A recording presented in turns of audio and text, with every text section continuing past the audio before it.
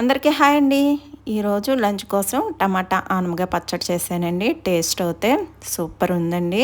కారం కారంగా కొంచెం తియ్యగా మంచి టేస్ట్ వచ్చిందండి. దీన్ని అయితే చాలా సింపుల్గా చేసేసుకోవచ్చండి. పెద్ద ఏమి ఉండక్కర్లేదు. టమాటాలు, ఆనపకాయలు, పచ్చిమిర్చి, వెల్లుల్లి ఉంటే సరిపోతుందండి. ఇంకా మనం ఆనపకాయ తెచ్చుకుంటాం, కొంచెం పప్పులో వేస్తాం, సాంబార్లో వేస్తాం, ఇంకా ఉండిపోతుంది కదా. అలాంటిటప్పుడు అయితే ఇలా చేసి చూడండి, చాలా బాగుంటుంది. మళ్ళీ మళ్ళీ చేసుకునేలా ఉంటుందండి.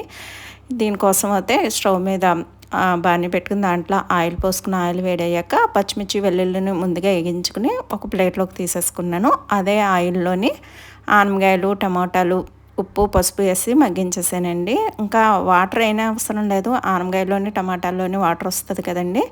అలాగా మూత పెట్టి మగ్గించేసుకున్నాక కొంచెం చింతపండు, బెల్లం కూడా వేసుకుని మరి ఒకసారి మగ్గించుకోవాలండి. అసలు వాటర్ లేకుండా దగ్గర గంట అయ్యేలా మగ్గించుకోవాలండి. వాటర్ ఉంటే బాగా పలుచగా అయిపోతుంది చట్నీ, అన్నంలో కలుపుకోవడానికి బాగోదు. ఇంకా లాస్ట్గా అయితే కొత్తిమీర వేసేసి మూత పెట్టేసి స్టవ్ ఆఫ్ చేసేసానండి. ఇంకా పచ్చడిని అయితే చల్లారి పెట్టుకుని ఒక మిక్సీ పెట్టేసుకున్నాను. ఆ మిక్సీలోని ముందుగా వేగించుకున్న వెల్లుల్లి, పచ్చిమిరపకాయ కూడా వేసుకుని మిక్సీ పెట్టేసుకున్నానండి. ఇలా బరకగా పెట్టుకుంటే బాగుంటుందండి అన్నంలో కలుపుకోవడానికి. ఇంకా తాలింపులు మనకు తెలిసినాయి కదా, తాలింపు కూడా పెట్టేసుకున్నాను. పచ్చడి అయితే చాలా బాగా వచ్చిందండి. వీడియో నచ్చినట్లయితే లైక్ చేయండి.